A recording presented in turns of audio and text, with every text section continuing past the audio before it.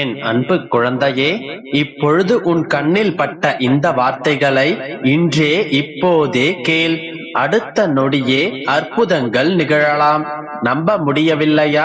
மேற்கொண்டு கேள். உன்னுடைய இப்போதைய நிலை, இப்போதைய வாழ்க்கை மாசு நிறைந்த துன்பத்தில் கலங்கி இருப்பதாக நீ எண்ணலாம். ஆனால் கலங்கியது காரணமில்லாமல் இல்லை. மாசுபட்ட தண்ணீரை கலங்கி வைத்தால்தான் அது தெளிவடையும் போது அதற்குள் இருக்கும் சுத்தமான தண்ணீர் மேலெழுந்து வரும். மாசுகள், குப்பைகள் எல்லாம் அடியிலேயே நின்றுவிடும். அனைவரின் கண்களுக்கும் அந்த சுத்தமான தண்ணீர் வெட்ட வெளிச்சமாக தெரியும். இப்போது நீ கொண்டுள்ள சூழ்நிலைகளும் அப்படித்தான்.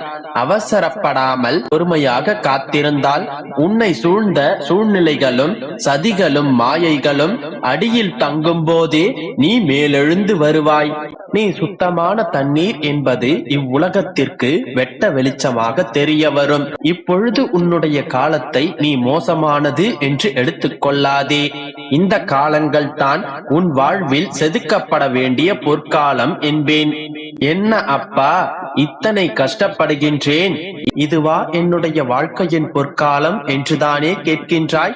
ஆம் கண்மணி, இப்போது அனுபவம் என்கின்ற முத்தை கடலுக்குள் சென்று எடுக்கும் காலம். இப்போதுதான் சிற்பியை தேடிக்கொண்டிருக்கின்றாய். நீ விரைவில் முத்துக்களை எடுப்பாய். இது என்னுடைய சத்திய வாக்கு. உன்னை கரை சேர்க்க என்ன இயலாத காரியத்தையும் உனக்கு அருளி அற்புதங்களை நிகழ்த்துவேன். கடல் எனும் துன்பத்தில் மூழ்கியிருக்கும் நீ வெற்றி எனும் முத்தை எடுத்துக்கொண்டுதான் கரை சேர்வாய். அதுவரையிலும் நான் மூழ்கிக் கொண்டு இருக்கிறேன், எனக்கு நீச்சல் தெரியாது, இப்படியே மூழ்கி விடுவேனா என்றெல்லாம் பதற்றப்படுகின்றாய். சற்று அமைதியாக சிந்தித்துப் பார். இரு கரங்களையும் பற்றி கொண்டு உனக்கு முன்னால் நான் சென்று கொண்டிருப்பதை நீ உணர்வாய். உன்னுடைய கரங்கள் என்னுடைய கரங்களில் பத்திரமாக இருக்கும் போது, இறுக பற்றி கொண்டிருக்கும் போது நீ எப்படி அம்மா மூழ்குவாய்? நீ முத்தெடுத்து வெளிவரும் வரை நான் உன்னை விட்டு விலக மாட்டேன். இது நாள் வரையில் நீ என்ன செய்து கொண்டிருந்தாய் என்று தெரியுமா? முடியாது, என்னால் இது முடியாது, எனக்கு இது நடக்காது, எனக்கு கிடைக்காது என்ற எண்ணத்தை ஏற்றுக்கொண்டு இருந்ததால் தான் இவ்வளவு நாட்கள் கடந்து போயின. உனக்கே தெரியாமல், உன்னை அறியாமல் எதிர்மறையான எண்ணங்களை உன்னுடைய இலக்கை நோக்கி நீ வீசிக்கொண்டே இருந்தாய்.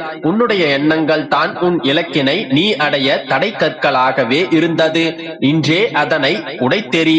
இன்றே அதனை உடைத்து முடியும், என்னால் இது முடியும், இது எனக்கு நடக்கும் என்று சொல்லிக் கொண்டே இரு. என்னுடைய அப்பா செயல் புரிவார், நான் கேட்டதை எனக்கு தருவார் என்று என்னை முழுமையாக நம்பு. என்ன நடந்தாலும் எந்த நொடியிலும் சோர்ந்து போய் விடாதே, மனம் தளர விடாதே. ஏனென்றால் அடுத்த நொடி என்ன நிகழும் என்பது ஆண்டவனுக்கு மட்டும்தான் தெரியும். யார் சொன்னது அடுத்த நொடியில் உனக்கு அற்புதங்கள் நிகழலாம்? ஏனென்றால் அற்புதங்கள் எப்போதும் சொல்லிக் கொண்டு நிகழாது, சொல்லாமலேயே தான் அற்புதங்கள் நிகழும். நிகழ்ந்து முடிந்த பின்புதான் அதை நீ உணரவே ஆரம்பிப்பாய். அதனால் தான் கூறுகின்றேன், எந்த நொடியிலும் மனம் தளர்ந்து விடாதே.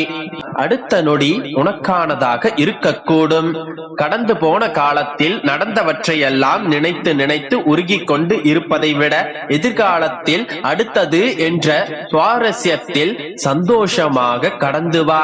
நல்ல செயல்களை புரிந்து வந்து நல்லெண்ணங்களை வளர்த்து கொண்டு நல்லதையே நினைத்து நம்பிக்கையோடு இருப்பவர்களுக்கு நல்லதை தவிர வேறெதுவும் நடக்காது. இது 100% சத்தியமான உண்மை. நம்பிக்கை இருந்தால் காத்திரு. நாளையே கூட அற்புதங்கள் நிகழலாம். நல்லதே நடக்கும். நம்பிக்கையோடு இரு. என் அன்பு பிள்ளையே, இன்று உன் மனதில் உள்ள முக்கியமான கேள்விக்கு பதில் சொல்ல வந்தேன். சமீப காலமாகவே உன் மனதில் ஒரு கேள்வி உன்னையே அரித்துக் கொண்டிருக்கின்றது. இந்த அப்பாவிடம் வைக்கும் வேண்டுதல்கள் உடனுக்குடன் நிறைவேறிவிடுகின்றது. நன்றி அப்பா என்ற அவர்களின் பதிவையும் நான் கேட்டுக்கொண்டுதான் இருக்கின்றேன். நானும் அதே போல உங்களிடம் நன்றி கூறத்தான் காத்து கொண்டிருக்கின்றேன். ஆனால் எனக்கு மட்டும் ஏன் என்னுடைய வேண்டுதல்கள் நிறைவேறாமல் காலம் கடந்து கொண்டே செல்கின்றது? பொறுமையோடு இரு, நம்பிக்கையோடு இரு என்றுதான் கூறிக்கொண்டே இருக்கின்றீர்கள். அப்படியென்றால் நான் அத்தனை கர்ம வினைகளையா ஆற்றியுள்ளேன்? இன்னுமா என்னுடைய பாவங்கள் தீர்க்கப்படாமல் இருக்கின்றது? என்னுடைய வேண்டுதல்களை மட்டும் ஏன் இத்தனை கால தாமதம் செய்து கொண்டிருக்கின்றீர்கள் அப்பா என்றுதானே கேட்கின்றாய்? இந்த கேள்விக்கான பதிலையும் விளக்கத்தையும் பலமுறை உனக்கு நான் கூறியிருக்கின்றேன். இப்பொழுது சற்று விளக்கமாக கூறுகின்றேன், கேள். அதன் பிறகு எதனால் உன்னுடைய வேண்டுதல்கள் கால தாமதமாகின்றது என்பதை நிச்சயம் நீ புரிந்து கொள்வாய். சற்று கவனமாகவும் இறுதி வரையிலும் நிச்சயமாக நீ கேட்டே ஆக வேண்டும். இது உன்னுடைய அப்பாவின் அன்பு கட்டளை என் கண்மணி. ஒரு யானையும் நாயும் கருத்தரித்திருந்தது. 3 மாதத்தில் நாய் தன் குட்டிகளை ஈன்றது. 6 மாதங்கள் கழித்து மறுபடியும் நாய் கருத்தரித்தது. அடுத்த 3 மாதங்களில் நாய் மறுபடியும் கருத்தரித்தது. இது மறுபடியும் தொடர்ந்து கொண்டே இருந்தது.